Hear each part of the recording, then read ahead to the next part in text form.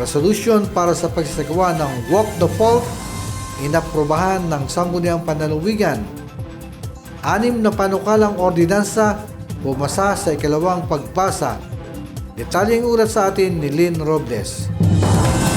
6 na panukalang ordinansa ang pumasa sa ikalawang pagbasa, habang 9 na kapasyahan ang kinatigan sa isinagawang ika-18 pangkaraniwang pulong ng 16th Sangguniang Panlalawigan ng Aurora na pinangunahan ni Vice Governor Patrick Alexis Angara nitong Martes, November 4, 2025. Matapos ang deliberasyon at period of debate, inaprubahan ng kapulungan ang 2 ordinansa ni Board Member Jennifer A. Aranya na layong usulong ang kapakanan ng mga kababaihan sa lalawigan, lalo higit ang mga kabilang sa marginalized sektor.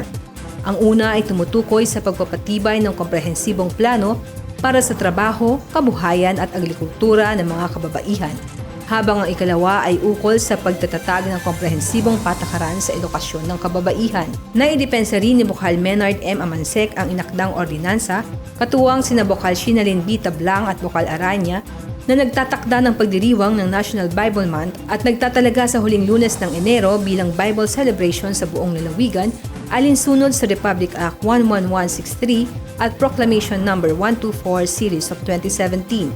Pumasa rin sa ikalawang pagbasa ang Contra Kickback Ordinance ni Vice Governor Angara na naglalayong masiguro na ang mga tulong pinansyal ng pamahalaan ay buong matatanggap ng mga tunay at kwalipikadong benepisyaryo. Kasama rin sa mga inaprubahan ang ordinansa ni Bokal Norma V. Palmero para sa pagtatatag ng drug testing laboratory sa Aurora Memorial Hospital at ang ordinansa ni Bokal Jake Galban na nagwawasto sa Section 6 ng Ordinance No. 486 Series of 2024. Samantala, pinagtibay din ng kapulungan ng 9 na kapasyahan o resolusyon kabilang na ang panukala ni Bokal Amansek na humihiling sa PHIVOLCS DOST na magsagawa ng Walk the Fault upang matukoy at markahan ang eksaktong lokasyon ng mga fault lines na tumatawid sa lalawigan.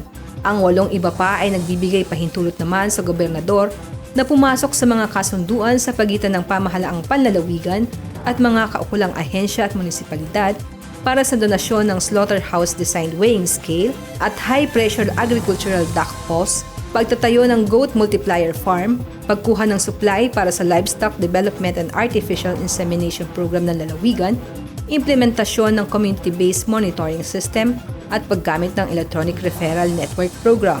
Sa kaniyang privilege speech, hiniling naman ni Bokal Mara S. Cayetano ang muling pagsusuri sa payroll process upang higit na mapabilis ang pagbibigay ng sahod, lalo na para sa mga job order employees. Ang naturang usapin ay itinukoy sa Committee on Personnel Policies and Administration para sa kaukulang aksyon.